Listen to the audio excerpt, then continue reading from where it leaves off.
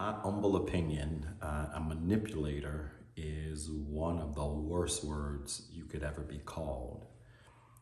But after doing a lot of self-improvement work, I understand how easy it is to be considered a manipulator. So my question to you is, are you a manipulator? Let's talk about it.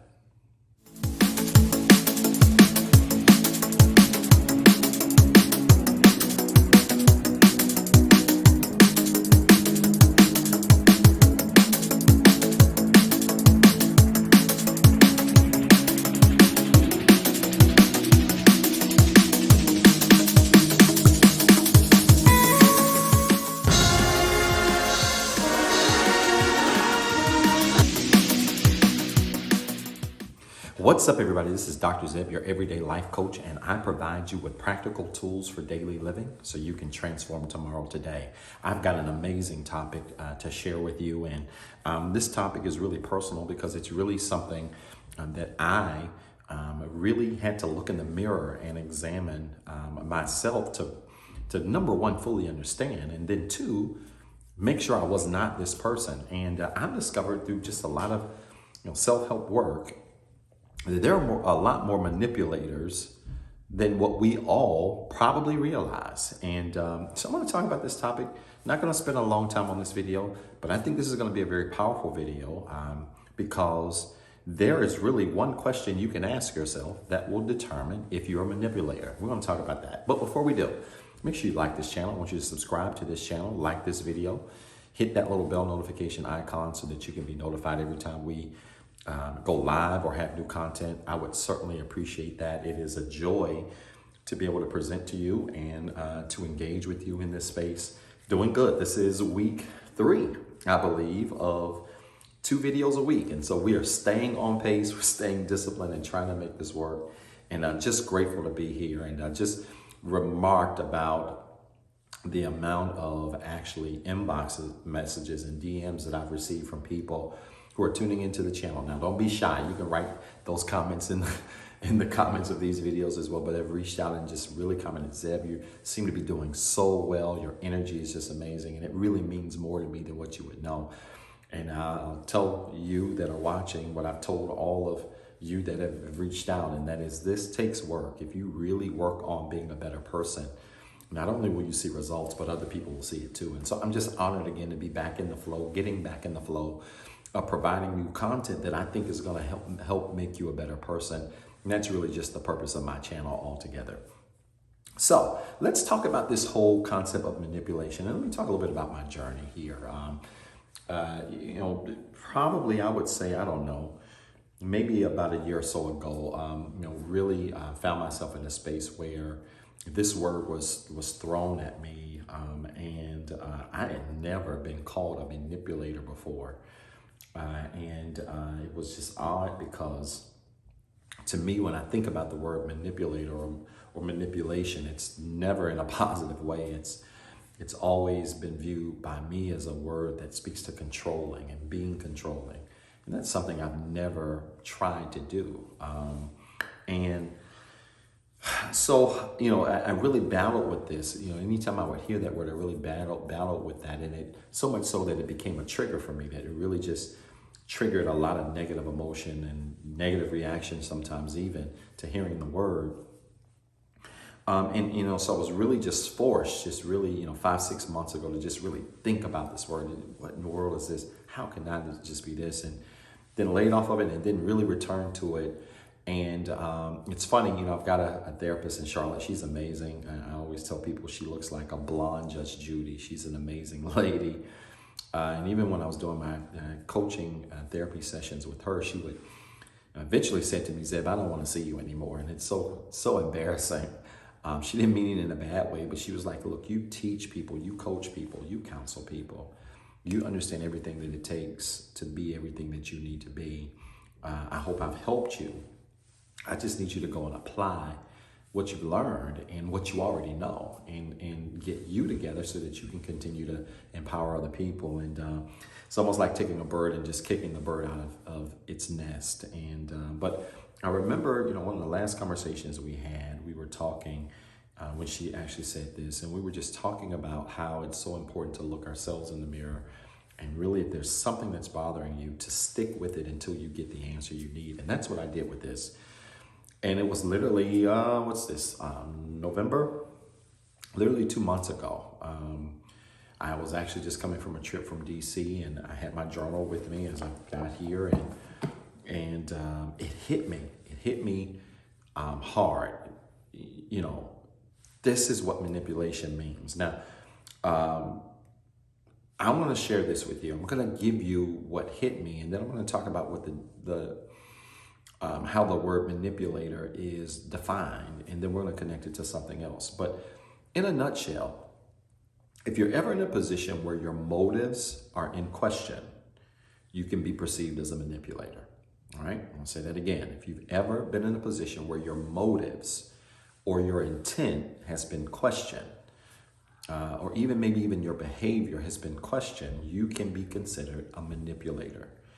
And if we really think about the term in that context, then a whole lot more of us have been considered or seen perhaps by others as being manipulators. And, again, that word was really a trigger for me because I just always saw it in the context of control. I'm trying to control. It's more than that, right? When we think about that, we also have to think about motives and how those motives are connected to our behavior, how those motives are connected to the intent behind the things that we do.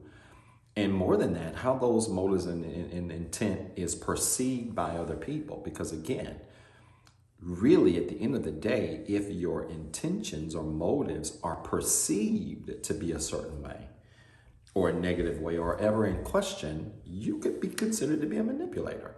It's really that simple. We just break it all the way down to a basic foundational thing. Now, I pulled up the definition of manipulation. This is what I saw because I think it's a good transition here. And then we're going to get right to the nuts and bolts of this. This is not going to be a long video. The definition of manipulators, it says this. In the dictionary, it says a person who controls or influences others in a clever or unscrupulous way. Right? Again, a person who controls or influences others in a clever or unscrupulous way. Now, let's look at that definition, right? The word control is in there. So when I pulled this definition up as I was preparing for the video, the word control is in there. So I was spot on there. But look at this. It says, or influences others in a clever way. When you deal with the word clever, that's when you start getting into intent and motive. And, you're doing whatever behavior, but what is it really behind what you're doing? Like what's behind what you're doing, and why are you doing for others the way you are? And why are you saying to others what you say, right? And why are you responding to others the way you respond, right? It is really, cleverness and being unscrupulous is really dealing with intent, right? And the conditions of your heart. We're going to talk about that in a second. And so that's the textbook definition. And so I really sat with this. And, it was September. It was the first week in September. And I'll never forget this. It was literally the first week in September where this whole idea of motives really hit me hard. And I was sharing with this same person. Outside, we were somewhere talking, and I shared with them the revelation that I had. And it really made me feel better, really from that time forward. Because what hit me was, you can be perceived as a manipulator if your motives are in question, if your intent is in question, or if your behaviors are ever perceived to be anything but genuine. That's so important. If your behaviors, if your motives are ever perceived to be anything but genuine, you could hear the word manipulator thrown your way. And I explained to her, listen, that's not who I am. That's not what I do.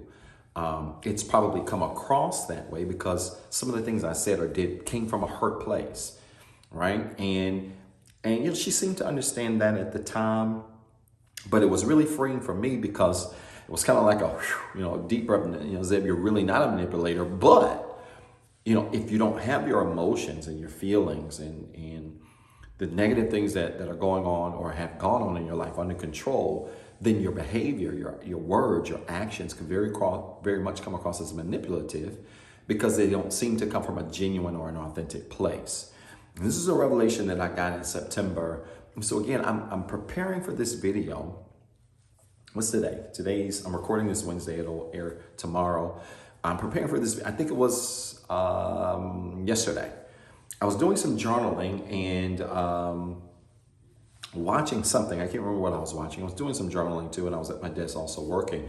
And then something hit me that was the answer to the question, right? Because I've even asked, I've even had to give this advice, and I've had to coach people through. I do a lot of still relationship and marriage counseling with folks, and a young man that I've even had to help work with through some of this, who's been, told the same thing, and I had to share some things with him to help him that really came from personal experience. And this thing really hit me yesterday when I was recording some journal notes, and then I grabbed a sticky note and I wrote this down because this is the answer to the question.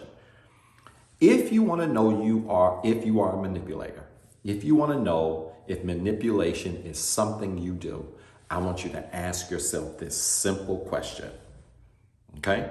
If you want to know if you're a manipulator, ask one simple question, and it's this: why am I doing what I'm doing for others? I'm going to say it again. Why am I doing what I'm doing for others? Okay, if it's words, actions, behavior, whatever. Why do you do what you do for other people? Because that question really speaks to your intention. That question really speaks to how genuine you are. That question really speaks to the authenticity behind your behavior. If you're getting ready to do something to somebody, speak something to somebody, say something towards somebody, act in any kind of way towards somebody, whether it be for positive or negative, if you want to know if manipulation is behind it, ask one simple question: why am I doing what I'm doing? What's the real motive? What's the reason? And if you get to the nuts and bolts of the reason, that will help us go down the path of understanding whether or not your behaviors, your actions are that of a manipulator. Now, if this isn't clear, let me give you the answer, all right? If that's the question that helps us determine whether or not we are manipulators or we are operating in manipulation, which again, if you think about this from the context of the definition and just having negative motives, more people are guilty of manipulation than they want to admit. So this might be a hard video for some people to watch. I know it was hard for me to hear the term, and then I had to take a couple steps back and be like, wow, that's why I was seen that way, or that's why I was viewed that way. That's a hard pill to swallow, right? But that's where the growth is. But let me tell you, the answer to that question is this: because if what you do for others is rooted in pure love, service, or duty, it's not manipulation. I'm going to say it again. If what you do for others is rooted in pure love, service, or duty, it's not manipulation. The opposite is true. If you're doing things for people, saying things to people, doing things regarding people that might not be directly towards them, it might be indirectly towards them. But if you're doing things in your life, whether it's towards people or just in life in general, if you're doing things that are not out of pure love, service, or duty to someone else, it's manipulation. And I think the word pure is so important, because the reality of the matter is, well, you can say, well, Dr. Zeb, I really love somebody and I was doing this for them and it was out of love and they thought it was manipulation. You got to take a couple steps back and say this: was what I was doing really out of pure love? What's pure love? That's love that gives and doesn't expect anything in return, right? Because a lot of times we do things for people and we say it's out of love, but we're doing it in order to get, right? We're giving in order to receive. And I'm here to tell you, if you give in order to receive, that's manipulation. If you're only nice to people so they'll be nice back, that's manipulation. If you only help people so they'll turn around and help you, that's manipulation. It's not pure. Because anything that is pure in the context of love, service, or duty is one way, right? You're giving love and you don't even expect anything back. You're giving service. You're not expecting anything back. You're giving duty. You don't even expect anything back. And that's what makes those behaviors pure. And when they are pure, then you can rest assured, no, I'm not being manipulative. I do this for you because I love you. I do this for you because I want to see you do well. I'm saying this to you because I want to see you do better. I'm doing this for you because I genuinely want you to have that new shirt, whatever it is, right? You're doing it out of a pure place. And when you do things out of a pure place, your motives can't be questioned, right? Now, let me take this a step further. If by chance you are, and I'm almost done, if by chance you are doing something for someone from a pure place, or doing something that you do out of a pure place, and someone is offended and they call you a manipulator because you did something and it offended them, but it had nothing to do with them, but you were really doing what you did out of a pure place, and they're offended, then chances are that person that is offended has a wound that they need to heal from that may have been awakened by what it is that you're doing. In other words, we can't always get offended when our behaviors agitate people who aren't healed. This is so important because good people can begin to question who they are because they did what they did out of pure intention. But even their pure intended behaviors and actions agitated people, and they didn't understand why. But what they didn't realize is that you were agitating someone who was already not healed. This is so important, y'all. And, I'm getting a lot of requests. I used to do a lot of lives on relationships, and I'm starting to get more requests, even from coworkers, hey, Doc, when are you going to do more green room talks and get more into doing those relationship talks? And I think I'm going to get back into it soon.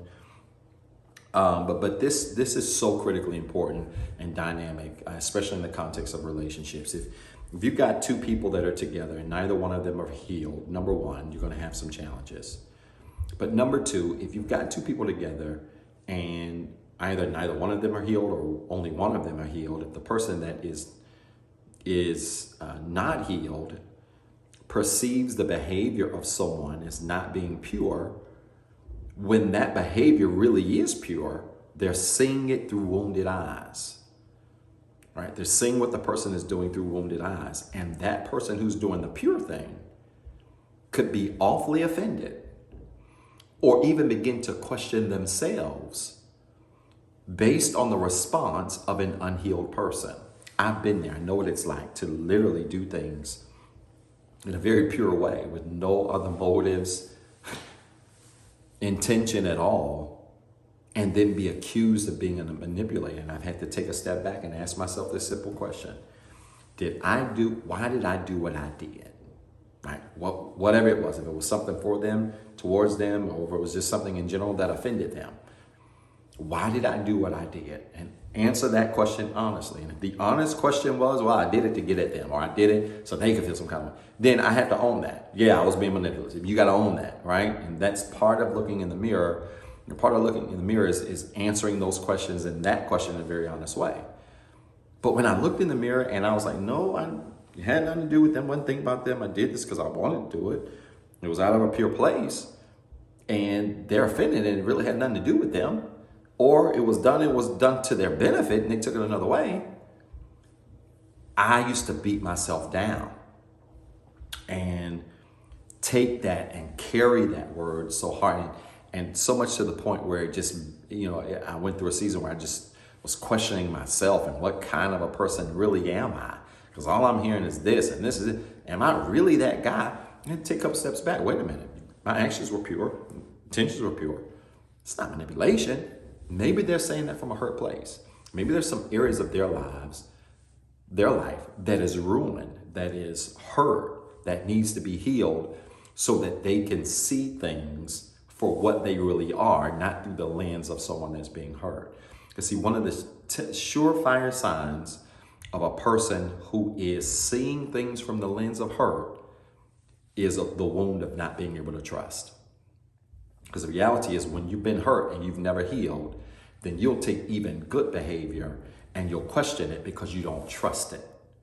And so oftentimes we see trust as a byproduct of not being healed.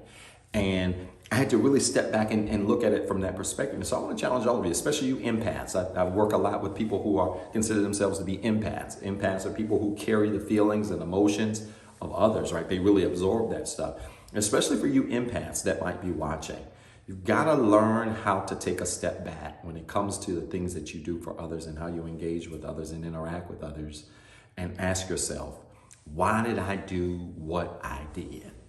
And if the answer to that question is, I did it from a pure place of love, service, and duty, right? With no intention of receiving anything back, no intent of any harm or ill will, then you have to accept the fact that you're not a manipulator, and that maybe, just maybe, there's a wound inside of that person or those people that needs to be healed so that they can freely receive the behaviors of pure people. That's so important.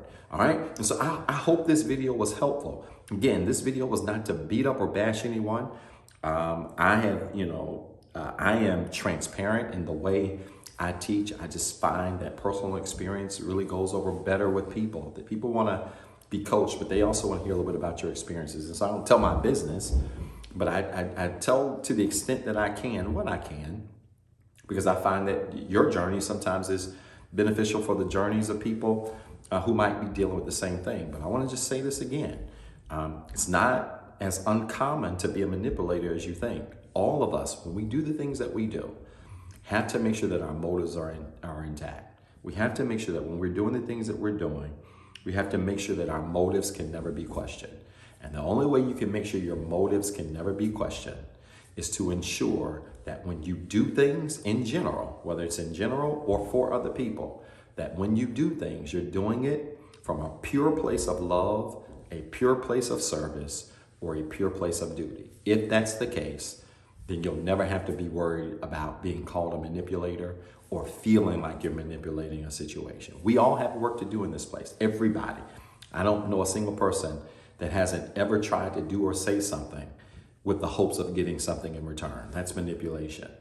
And so all of us have been guilty of this. This is more common than what most people think, but I want you to know you can correct it by making sure that everything you do comes from a pure place. Listen, if this video helped you, I want you to like it. I want you to subscribe to the channel. It helps the algorithms to ensure that we can empower more people and impact more people.